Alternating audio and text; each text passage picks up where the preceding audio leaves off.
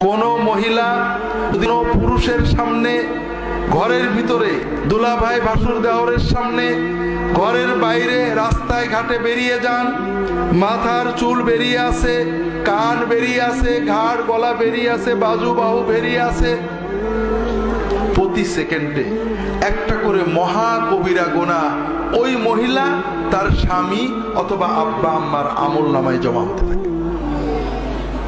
হাজিরিন, এই যে মহাপাপ আমরা করি, আমাদের মহিলারা মাশাআল্লাহ শাওয়ালের রোজা রাখেন, নফল ইবাদত করেন, করে না করেন না?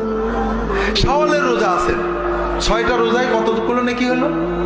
60টা নেকি, এই তো। আর ওই রোজা অবস্থায় যখন মহিলা বাইরে বেরিয়েছেন, মাথার কাপড় অর্ধেক আছে, মাথার খোলা, মুখ খোলা, কান খোলা, গলার এখানে করা, শাড়ি পরেছেন, কনুইয়ের এখানে করা, বাইরে গেছেন, হাটে গিয়েছেন, বাজারে গেছেন, ঘরের ভিতর দুলাভাই বাসুর দেওর আত্মীয়র সাথে গল্প করেছেন, প্রতি সেকেন্ডে প্রতিদিনে লক্ষ লক্ষ মহা কবিরা গুনাহ, মদ খাওয়া, ব্যভিচার করার মতো মহা মহা কবিরা গুনাহ তার আমল নামায় লেখা হয়ে গেছে।